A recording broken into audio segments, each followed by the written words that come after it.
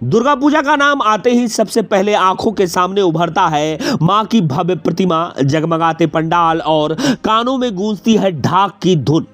बिना ढाकी के पूजा का रंग अधूरा ही लगता है। और इसी ढाकी की परंपरा को आज भी जिंदा रखे हुए है कटिहार जिले के मनिहारी विधानसभा का आजमपुर गोला गांव।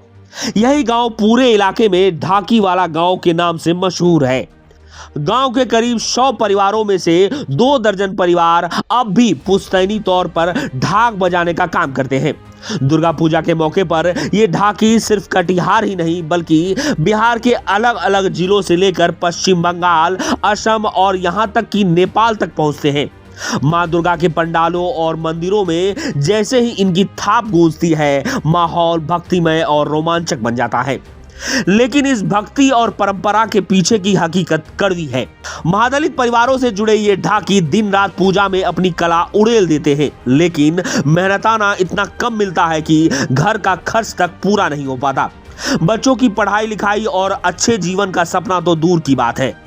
इस बार ढाक की हर थाप के साथ इन ढाकियों की उम्मीद भी मां दुर्गा और सरकार से बंधी है कि शायद कोई सुन ले और इन परिवारों की जिंदगी सिर्फ ढाक की गूंज तक सीमित ना रह जाए।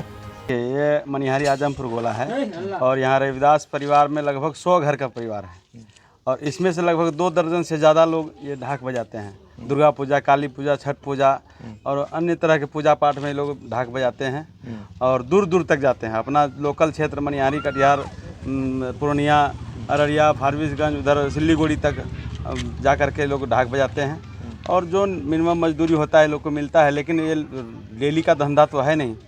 ये पूजा पाठ जब होता है तब बजाते हैं, उसके बाद तो ये लोग मान ले मजदूरी करता है, मजदूरी करता है। अपना कुछ जाति पेशा भी करते हैं लोग और जो है कि मजदूरी मिला तो करते हैं, नहीं तो बाजा वाजा बजाते हैं, शादी विवाह में भी बजाते हैं।